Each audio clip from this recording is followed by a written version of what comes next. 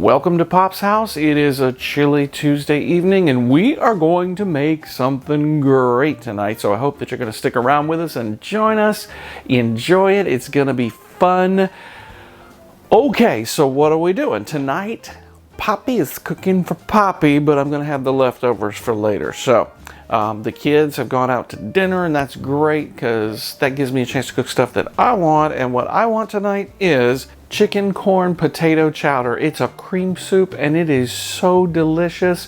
You will not regret making this soup. It is so great and super easy. We'll come back with some ingredients and I hope that you'll stay with us through the whole thing. Great. The ingredients are simple. You need whole milk. I'm going to use about a half gallon probably, about a quart of chicken stock. We have potatoes, and I've got some old ones and some new ones. We'll try to make it all work. I've got some bacon, which what southern recipe isn't better with bacon? We have some corn, of course, and I'm just using a frozen corn there. We have an onion.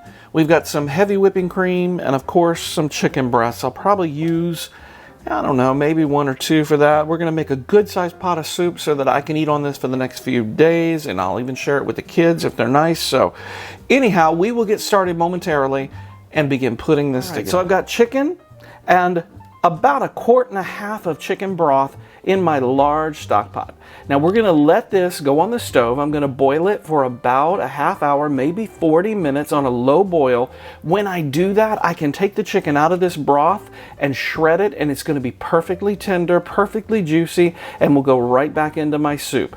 That's step one, and we'll get this started on the burner. The next step will be the other ingredients that go in. We'll prepare potatoes and we will prepare onions, and all of it will be ready in just a blink of an eye. We'll be right back. Easy open my behind, bull hockey who, you know what I mean? So what I'm gonna do next is I already know I have to cook my chicken for about a half hour. I'm opening up this pack of bacon, and what I'm gonna do, I'm gonna do about, I'm gonna say a half a pound of this, maybe a little, I don't know, maybe a little more. But basically, I'm gonna take this bacon and I'm oven frying the bacon. It's easier for me. I'm going to use that beautiful bacon seasoning, the grease. Yes, it's not health conscious. Let's say about 6 slices of bacon maybe. I'm going to put this on my pan. I'm going to throw it into my oven and we're going to bake it for about a half hour. It will work in the background while I'm doing these other pieces of the recipe. Plus, then I have this beautiful bacon to sprinkle on the top of it when everything is done, so it is sexy. I like to kind of bunch up my bacon a little bit, give it some little ridges. And I honestly think that 6 slices is going to be enough. The rest I'll put away till later. We'll let that bacon render its fat and get nice and perfect golden brown, and we'll use it for our soup. So I've kind of mentioned this before. I generally don't wash my potatoes till after I peel them, and I'm going to peel probably 4 or 5 medium potatoes, and I like to use these thin-skinned jobbies.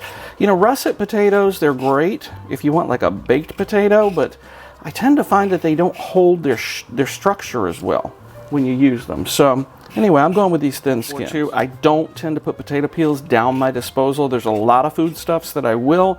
Potato peels have this tendency to become really rank really quickly when they are allowed to kind of sit, and if that's in your pipes, you're definitely not having a good day. So I am peeling these, getting all the ugly off of them. We'll be ready in just a moment.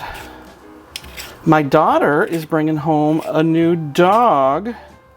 I'm a little excited about seeing a new dog. Not sure I'm excited about the adjustment period. That's always a lot of fun. And she's bringing home a bulldog. She's always wanted a bulldog. So we are waiting for her to honk the horn and say, "Come help me." So I will be jumping out of here in a moment to go help her. At the same time, cooking all of this. Just peeling the potatoes, making sure everything looks good. Now, once we peel them, we will wash them, we'll dice them, and then we'll be ready to get our onions underway. And it won't take very long. Right, so with potatoes, we do a little well-controlled chaos. I'm just going to do, probably 3/4 of an inch slices in the potato. And then I will stack them, cut them, and just give them a rough dice. Not that big of a complicated thing. Stack them, cut them, and rough dice. I find that they cook better when they're a little smaller, especially in a soup like this, so we definitely want that. I'm going to be cooking these maybe a half hour on the back end, so I definitely want them done in the broth. We will add those when the chicken comes out, so not too big a deal, but we want to make sure that they're in a good cookable piece of potato. Not too bad here. Go ahead and cut these up. Those look all right like that. Just keep it manageable, and you'll find that they cook up a lot more quick. Okay, so a few turns of olive oil in a regular skillet, and what I did was I did a coarse dice on my onions. Y'all gonna have to forgive the background noise. We got a new animal up in Poppy's place. This is my daughter's dog. Maybe I'll introduce you in a little while. But I'm throwing onions into the pan, and we're going to saute those just for a little bit. We will add some garlic later too, because I am evil that way, and I love it. But what we're going to do is saute these onions in a pan, just get them tossed really good. I'll throw in some salt, pepper, and garlic. And then once these are good and golden brown, we'll throw in about a 1/4 cup of flour, and we'll be ready to put this into the soup. All right, so we're going to get these onions good and toasty and looking really nice. I'm going to turn this burner off. And then I'm going to sprinkle in about, yes, you hear the dog, sorry, about a 1/4 cup of flour. And we're going to give it a stir. And just get it so that the flour is nice and integrated. You don't have to brown the flour. So the potatoes will thicken up the soup a lot. And so once we do this, we're going to set it off the heat and we're good to go. We'll leave that sit until we need it, the next step. And the next phase. We are boiling chicken to beat the band. Everything is good to go. I can probably move this back on the burner now because I think it's cooled off enough. We'll just leave this sit here until it's time to use it. The chicken is boiling, and when it gets to the point where it's tender, we can shred it, and I'll exchange chicken for potatoes, and we'll add the corn, and we'll get started with the rest of the soup. This dog is gonna make some noise. We are putting potatoes in here. I splashed myself with broth, and that's okay, because can't make an omelet without breaking some eggs, and Poppy's been burned more than you ever know. So, all right, now we've added potatoes to the liquid. I am going to go ahead and give that a good stir. You're like, what about all those chicken juices that cooked into that? Believe me, you're never going to notice. We'll go ahead and add the corn. It's going to be good. Now we need to bring this to a boil, and then we can bring our onions and flour into it to begin the thickening process. I definitely want to bring this back to a hard boil, so I'm going to turn up the burner. And it should be great. I am re-adding chicken to the mix, which I have taken out. I took it out a little prematurely, so I just diced it up, and it'll continue to cook down.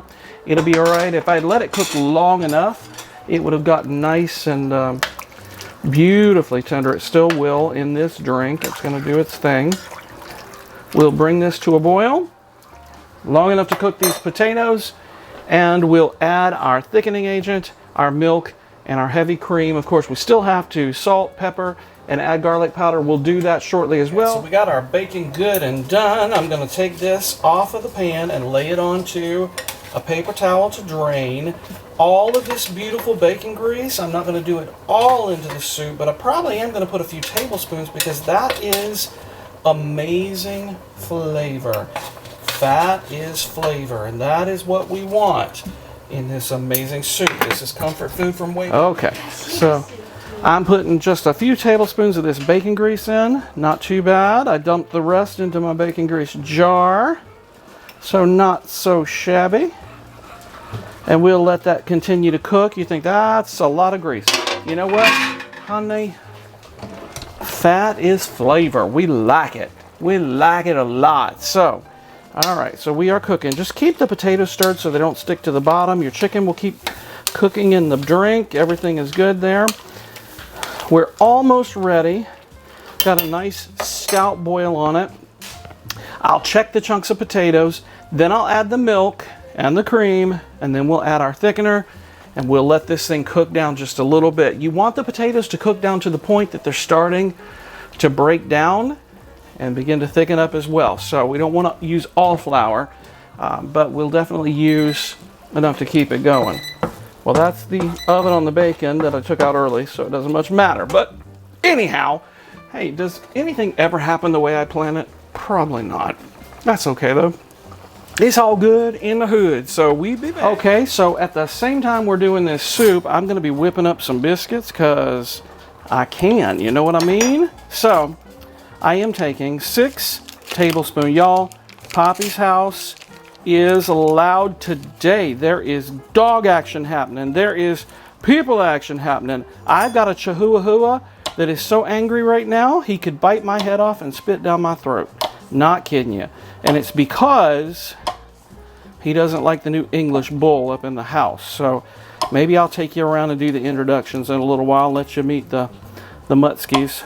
We've got one precious little jackrat who is, unfortunately, she is on the horizon before the Rainbow Bridge. She's blind, she's deaf, she's still walking around, and she's not in any pain, but she is definitely at the end of her life, and she gets very confused. We think she has dementia a little bit, and so we really watch out for her. And then we've got Pico de Gallo, who is the Chihuahua, and he is a monster from way back. And now we have Gracie, or I don't know if it's going to stay Gracie. It is Gracie as of right now. A English Bulldog rescue that my daughter has brought home, and it's her baby. Of course, she and her fiance are moving up north in the next few months, so she'll be living with me short term.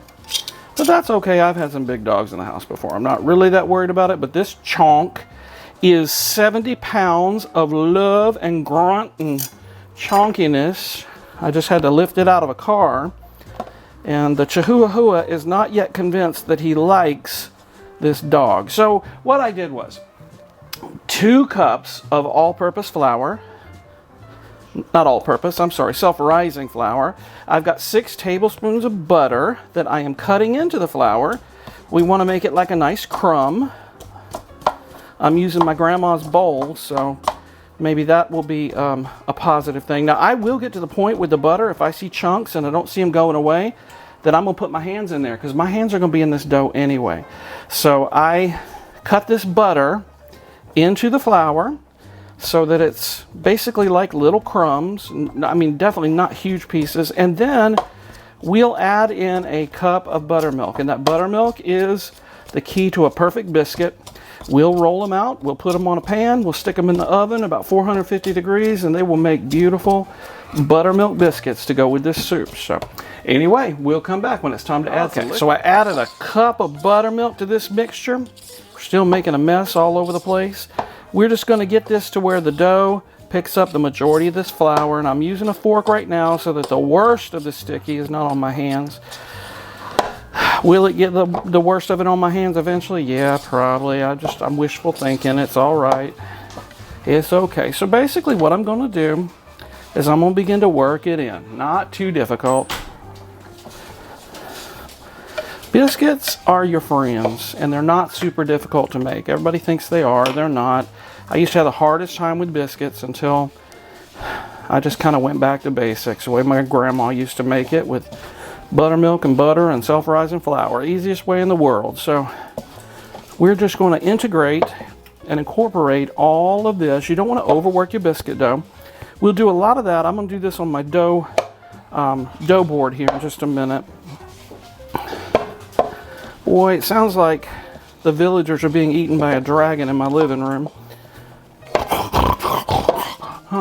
Yes, the chonk is alive and well. The chonk is alive and well in the living room. And my daughter has brought this dog home, and now she's going out to dinner. Her fiance does not yet know that she has the chonk. So that should be a lot of fun. We'll have some fun with that in a little bit.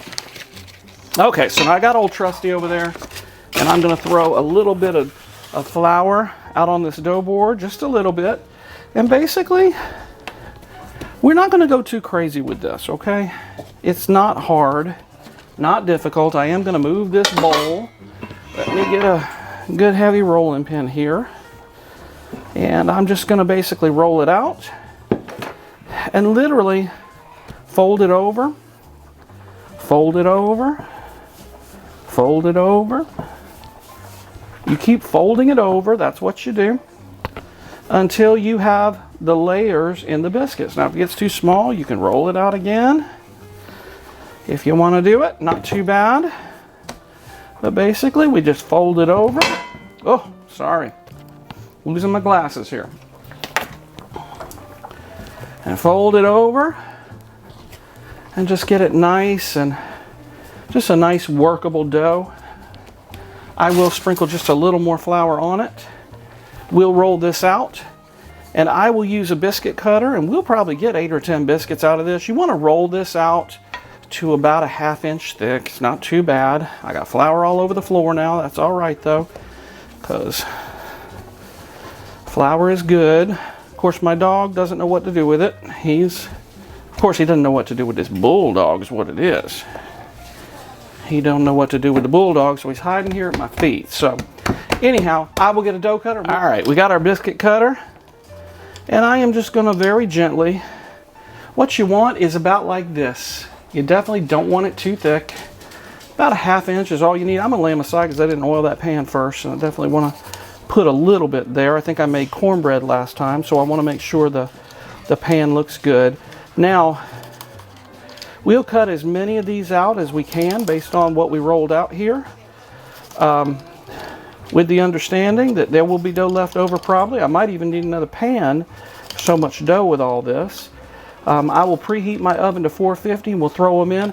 I'll roll the rest of this dough too, and we'll have more biscuits, so it'll be good stuff. I could get me 2 or 3 more of these. I don't really need 10 biscuits, so maybe I won't do that, but maybe I get 1 more out of that and put it in the center. That way we'll have a full pan of biscuits here, if we can.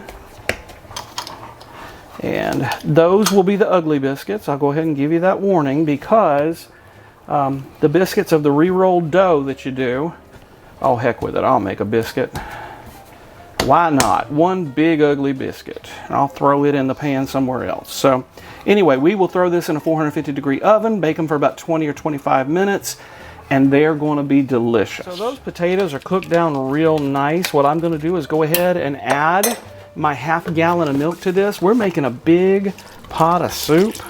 This is a guesstimate. Maybe not the whole 1/2 gallon, maybe just a good bit of it. We want a nice cream base. And I'm going to be adding some heavy cream. So what we'll do is we got to get this hot again and bring it to a good boil, because I am adding in my thickener. That is these onions with flour. I still have to salt and pepper the whole mix because I haven't done any of that. But basically what I'm doing, you can't really see this. I guess I'm not being really forthright. I guess I could go other-handed. How about we do that? Let's go the other way. All right, so I'm going to use you can tell I'm not a lefty. That ain't working out real good. I'm going to add onions and flour to the mix. And those will cook down with a little bit of oil. It will be delicious. And then we'll stir those in. And this is going to create a beautiful chowder, the likes of which you can only dream. All right, so I got crazy dogs in here. I'm going to do about a teaspoon of salt, maybe a little bit more than that. Pico, don't growl. We know she's loud. She's going to be okay. A little bit of ground black pepper, not too bad. Okay, I don't know what kind of monster I would be if I didn't at least put a few cloves of garlic in whatever I'm cooking, because garlic adds spice. It's good. It's good for you. It's good, and it adds spice. And some people are like, I don't like garlic. If you don't like garlic, leave the garlic out. Not a big deal, but I like it. So I'm adding in the garlic. I may even add some more garlic powder. I've done salt and pepper. I also did, now let me go ahead and tell you, a little dash of my friend Maggie Pollo. No, they don't pay me, but I use this stuff and I use it a lot. I use it in beef dishes, believe it or not. I use it in chicken.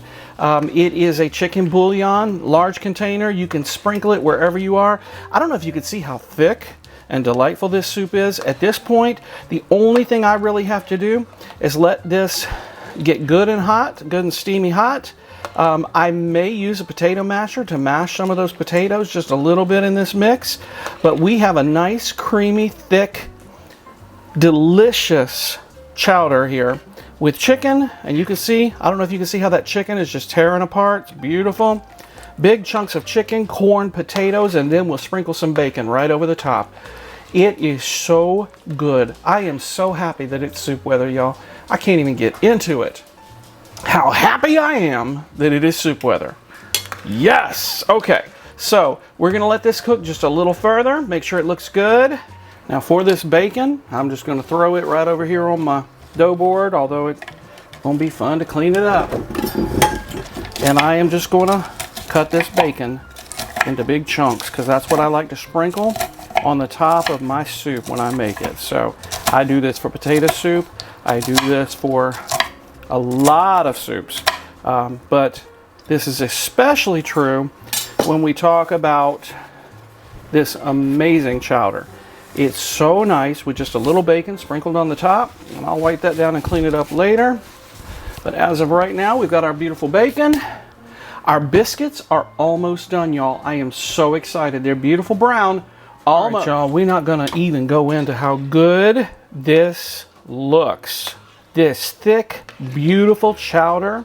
Now, y'all, this same base, you can do the same thing with clams and clam juice if you're all about that. I don't do that seafood life, so that ain't me. But I'm about to do this chicken, potato, corn chowder all day long, so just be prepared. It's about to go. All right, just so you understand the audacity of these biscuits being this sexy in my house. Of course, there is one big old cat head ugly biscuit in the middle, and that is okay with me, y'all, because I am fat that way and it don't matter. But these biscuits, you're like, how you make so many biscuits for just yourself? Can I make biscuits for one? Yes.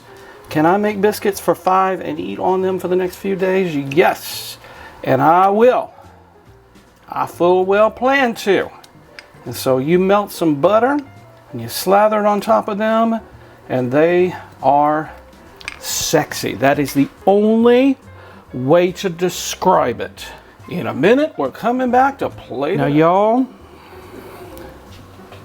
I don't know where she gonna go. I have some potato corn chowder. And oh my goodness, y'all, let's get some bacon in that. I got the bacon. We got to do the bacon. Come on.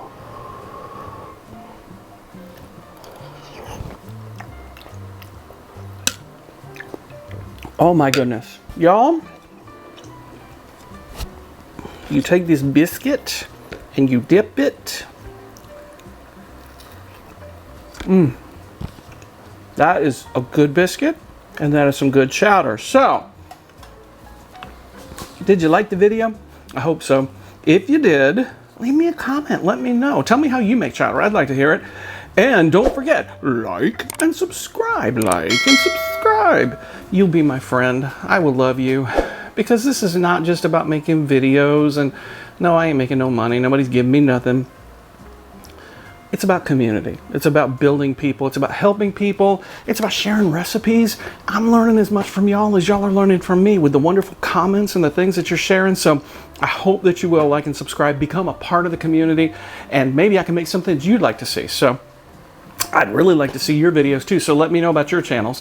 And don't forget, at the end of this month, we are giving away one of my very own, the very pot that I made this chicken, potato, corn chowder, my ceramic coated cast iron Dutch ovens. We're going to give away one of those to some lucky subscriber from my channel. All you have to do is email me.